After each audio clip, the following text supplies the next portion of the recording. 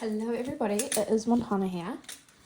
I just thought I would make a little video about using our new liquid chromes. So, we've got 5. We've got Wicked, which is like this cool, I don't know if it's going to focus for me, greeny blue shift, really fun. You've got Voltage, which is like this like, kind of like sparky, like, I don't even know how to call them. They're like cool as. They're like aura shifty. You've got Flash, which is like purple, but in sunlight, so you can get it to look green, which is quite cool. And you've got Blaze, which is perfect for those like little aura effect nails that everyone loves with the like chrome and all that. And then you have Spark, which is a greeny blue shift. Obviously on camera it's a lot harder to show the shift than in person, but they are just gorgeous.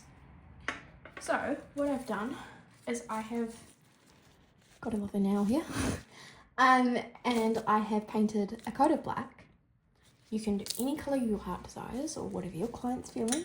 You're going to get a different result every time, which is what I love about these, is how versatile you can actually make them. And I have cured that for 60 seconds, cure it for however long the bottle says, follow the instructions for that one, but black and white are 30 seconds, so I cured that one. Then I've gone over and just wiped the nail down with a gauze and some gel residue cleanser and soaked it and wiped it and then let it dry. If you do not let it dry, it will not work as well, trust me. So that's that. Now, I've got a little makeup-y sponge, you know, the little ones that people use to put makeup and stuff on. Those ones. Which one do I want to use? Maybe we will do, let's do Spark. So, in the little bottle, there's a little applicator, which is quite cute. It kind of looks like a little lipstick or something. But I'm just going to grab this and I'm going to rub it all over the tip. Just like that. Obviously, usually, clients' nails aren't this long. So use what you feel is appropriate. The more you use it, the more you get used to it. Sorry, car's going past. The more you use it, the more you get used to it and like what the amounts are and kind of thing. But yeah. So I've just painted that on. You can kind of see the shift now. Obviously this isn't our finished result. But what we're going to do is let that dry for about 10 to 20 seconds. So whilst this is drying, I would go and do 1, 2, 3, 4, 5, 6, 7, 8, 9, 10 nails. Then I'd come back to the first one. This is really important that your client doesn't knock it or touch their hair or do any of that lovely stuff in between. Then grab my sponge, clean sponge, and I'm just going to rub it up and down the nail very vigorously.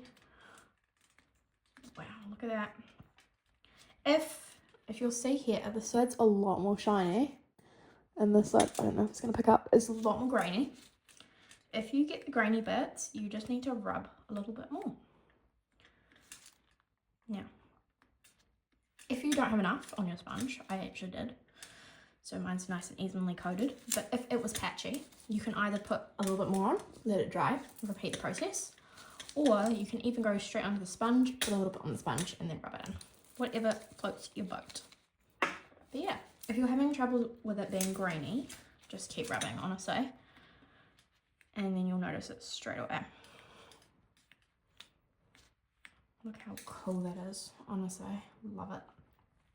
Awesome. Now, once I have done this part, and I've done all 10 nails, I'm going to get the sponge and get the clean part of it, and just go down it and wipe it. This is just going to remove, you can kind of see it in the sponge, all that little excess that you've got on the nail, and you have a lovely ready to top coat nail.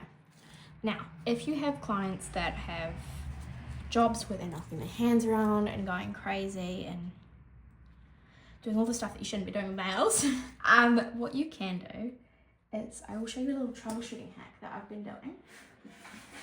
And let me grab a buffer. Give me 1 second.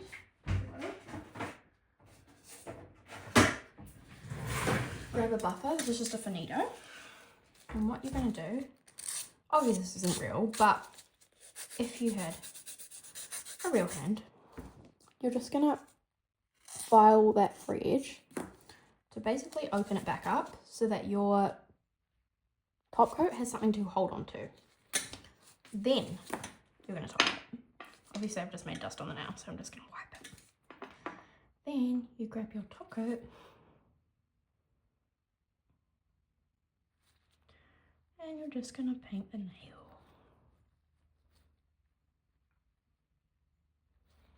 Like you usually would, especially making sure to seal that free edge in.